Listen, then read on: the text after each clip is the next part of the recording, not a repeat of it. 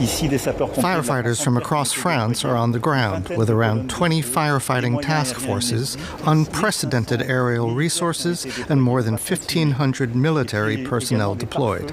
We are facing events we have never experienced before. Meanwhile, the Spanish government says that the situation remains very, very complex. Let's bring in Bloomberg's Madrid bureau chief Rodrigo Orihuela now. Rodrigo, good morning. Just talk us through the extent of the damage seen in Europe so far.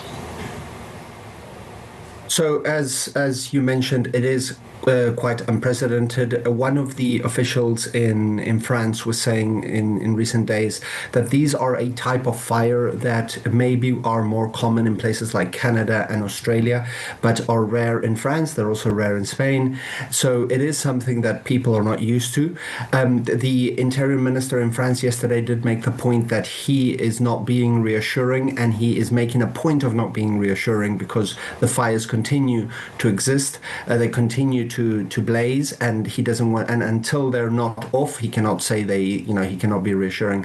The final point, just as a sign of a kind of size and scope, in Spain, this is already the biggest fire ever. The one of the specific fires, the one in the region of Avila, west of Spain, of Madrid, which is heavy in forests. That fire itself covered about 55,000 hectares, and that's the one that's the biggest ever. This specific one is contained, but others continue, and firefighters are still at it. And the main issue, to my final point, as a final point, is that today the heat wave in both countries is supposed to come back. And yet, the Spanish Prime Minister, Rodrigo, is saying that summers like this are the new normal. I mean, the scenes that we were just showing on the TV are hellish there. Are they likely to provoke a bigger rethink, greater policy action when it comes to climate issues? Well, it is certainly something that the Spanish government has been talking about for some time. Obviously, in this specific case, it's so big that it brings it more to the forefront.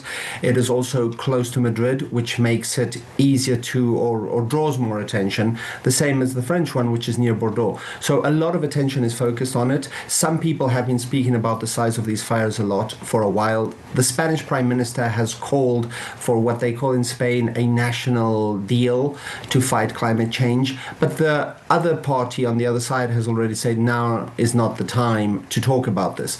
So the question there is, will there be a rethink, as you say, or not?